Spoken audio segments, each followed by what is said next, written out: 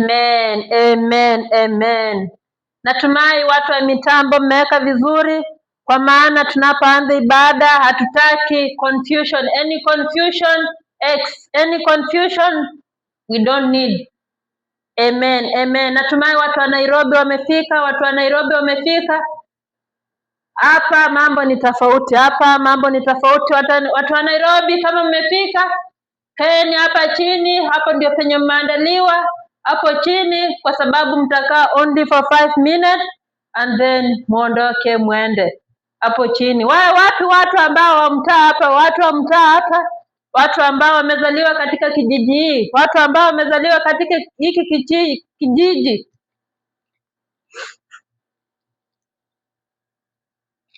Asanteni sana. Umejua kidogo ni confused kwa sababu kuna kitu ambacho kinanichanganya hapa. Sasa imebidi nibadilishe kiasi.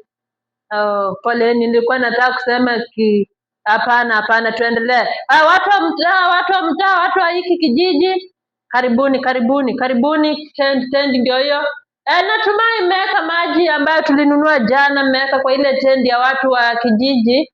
Natumai mmeweka maji, soda, maharagwe tulipika hapo na kideri, mletee watu wa Nairobi kwa hapa penye wamekaa. Watu wa Nairobi mko chonjo, mtulia hapo, kwa maana nyinyi mtakaa tu only for 5 minutes, 5 hours, I think 5 hours, programa 5 hours,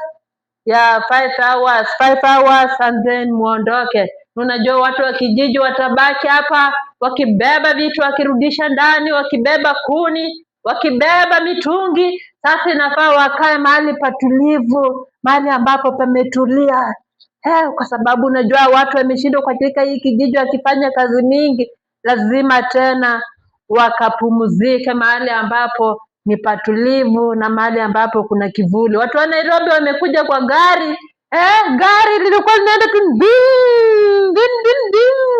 wakisikia vizuri, tena waingie kwa kivuli, wapewe kiti. Hapana, inafaa watandikwe na jua kidogo ndio wajue maisha ni nini. Umejua uko Nairobi tulisikia ni mastarehe tu, soda ziko kwa free. Sasa watu wa kijiji wacha waenjoy kidogo.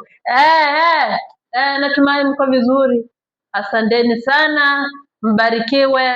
Programa anaweza akakuja sasa kaanza ibada yetu ya siku ya leo. Programa karibu. Programa anaingia 1 2 1 2. Mitambo bana, mitambo.